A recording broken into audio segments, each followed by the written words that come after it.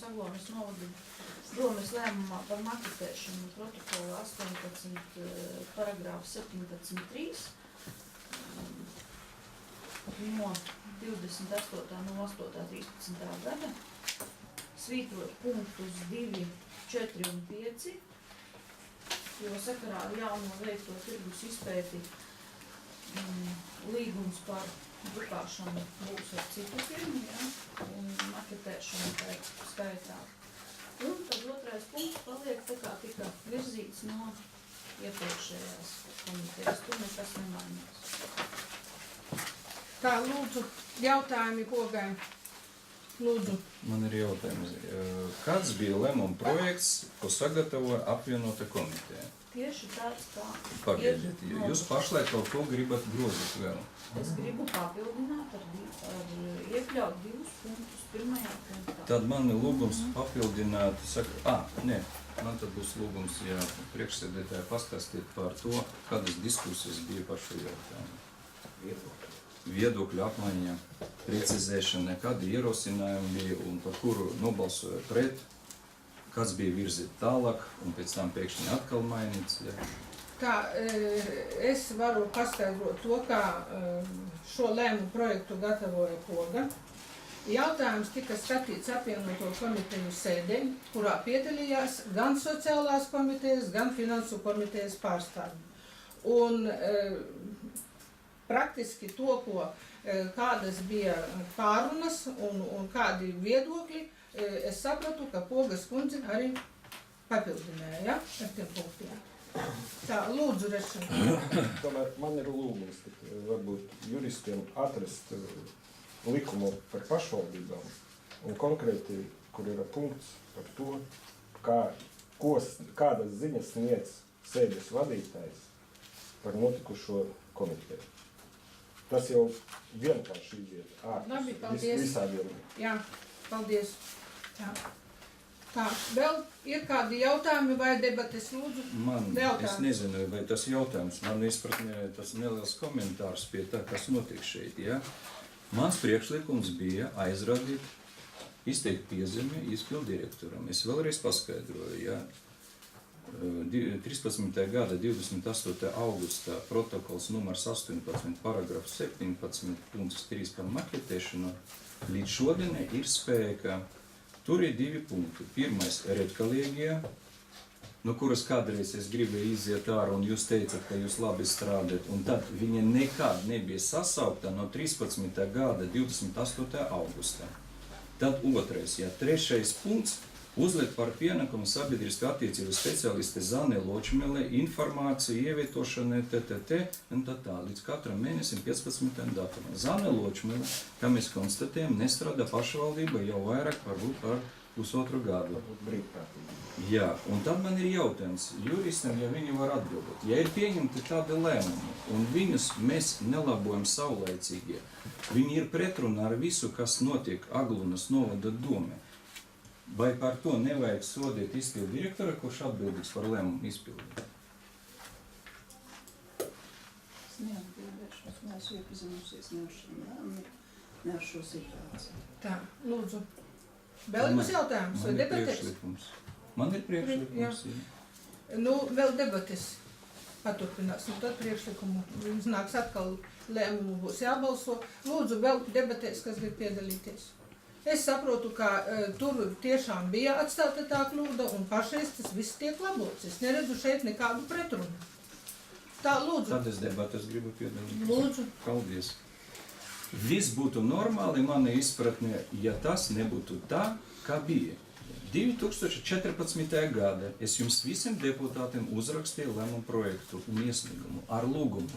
Mīļie deputāti, atbrīvojiet mani no redkolēģijas, kura izveidota no 13. gada 28. augusta un nesanāca ne uz vienu sapulcē, neizveidoja redkolēģijas vadību, neapstiprinās nekāds nolīkums, nekādas kārtības par informācijas ievietošanu, kā mēs to ievietosim, kam būs tiesības, kam nebūs tiesības.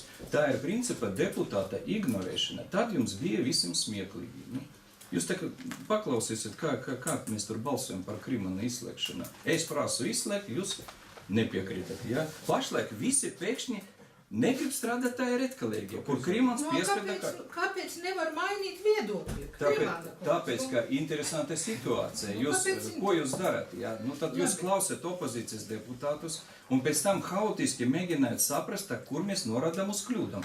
Streikes kundze bija kādreiz lūgums. Ja? Norādīt, ko Poga nedara un ko es kā priekšsēdētāja nedaru un vietnieks. Ot, mēs šodien konstatējam, ir lēmums, kurš nav izpildīts, viņu izpildīt reāli nav iespējams, jo daudz cilvēks jau atbrīvots, redkolīgi nekad nestrādā. Līdz ar to mans ir priekšlikums, ja, nobalsot pār sekošu lēmumu projektu, ja, izteikt piezemē Aglunas novada domes izpildu direktorai Inetei Pogai pār lēmuma protokols 18 no 13. gada 28. augustā par maketēšanu punkts 7.3, otru un trešu punktu neievērošanu. Viss? Jā. Paspēja tā iniciatīva. Tātad, es saprotu, debates var pārtraukt? Par ko? Atkal jūs... Par maketēšanu, lūdzu, par maketēšanu, jo izvirzīts jau lēmumu projekts jau. Debates par ko? Par šo lēmumu projektu vai par šo? Nu, varat par šo lēmumu projektu. Par šo man nav debates, bet par to man ir. Tā kādus mēs pārtraucam? Tā kā mēs ejam balsot, vai mēs tomēr balsojam atsevišķi katru lēmumu projektu? Saprotiet, ir debates par lēmumu projektu. Jā. Par vaļuma lēmumu projektu man debates nav. Nav. Bet par Lūdzu, šo kas par tieši par deputāta Krimana izteikto mutisko lēmumu projektu? Lūdzu, balsot par, kas par Krimana kungs un Reščenko kungs. Kas pret Šetilova kungs. Kas atturas? Visi pārējie. Tā. Tātad pārējām pie nākošā jautājuma par grozījumiem lēmumā par maketēšanu. Debatēs ir piedalīties Reščenko. Lūdzu. Kāds jums teica, ka es gribu piedalīties? Nu, jūs tā izteicāt. Es gribēju saprast, kad būs debates. Nu, lūdzu, debates. Nav? Varam balsot pāriet deputāti uz balsošanu? Lūdzu, balsojums. Kas par to? Varbūt precizēt lēmumu. Jā. Tak divi lēmumu projekti, balsojot uzreiz. Tur ir veikt grozījumus Aglonas novada domas lēmumā par maketēšanu. Skaidrs, ja kur ir pielaistas kļūdas, mēs darām grozījumus. Svītrot pielikt klāt, ka svītrot arī 4. un 5. Jā. Un tālāk veikt grozījumus Aglonas novada domas lēmumā par maketēšanu tātad un uzlikt par pienākumu sabiedrisko attiecību speciālisti apkopot informāciju no Aglonas novada iestādēm un struktūru vienībā. Lūdzu. Man ir jautājums. Ja nebūs redkalīgis, kas var izlemt, ko ievietot, ko neievietot? Vot es visu savus pieprasījumu paprasīšu ievietot. Jūs ievietosiet ar atbildēm? Ja viņi nebūs pretrunā ar likumdošanu, ievietos. Jā, visi, jā. Un ja es rakstīšu atklātu vēstuli iedzīvotājiem, jebkurš iedzīvotājs uzrakstot atklātu vēstuli deputātiem, viss būs ievietots.